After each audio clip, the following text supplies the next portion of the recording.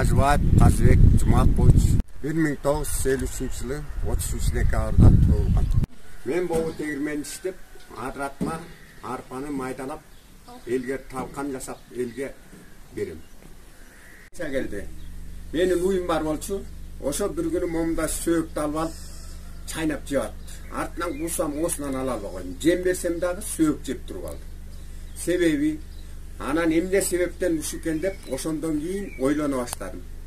Анан кийин интернетте алып окуй баштасам, малга кальций жетпесе, сүт асаят экен, торпоктор кичик болуп калат экен. Ошон үчүн бул сөйүктү алып, майдалап иштей баштадым. Мына станогум. Азыр иштетип көрсөтөйүн. Басып көтү.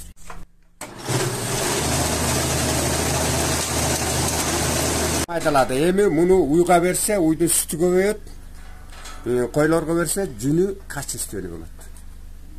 Азыр элдер малдуу боло башташты. Эгерде бир үйдө 20 уй болсо, ошо 20 уйунун сүтүн үйүнөн эле эме жасаса, сыр жасап, ошону жакшы качественный кылып Казакстанга сатса, биздин сыр жакшы өтөт. Себеби жаратылышты суусу таза, жеген чөп артурду. Ошон үчүн ага кальций кошуп берсе, мунун сапаттуулугу андан бетер жакшы болот. Эл байыса, биз байыбыз. Ошон үчүн элге расчеттоп атайын кальций чыгарып атабыз. Ой, жөнөкөй ой.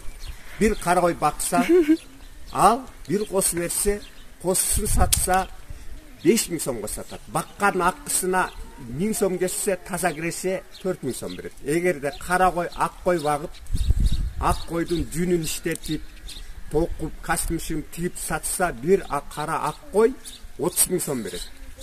Эгер ошо жүндүн качественный таза болуш үчүн бул сөйөктүн унун берет. Жүнү жакшы бышык болот.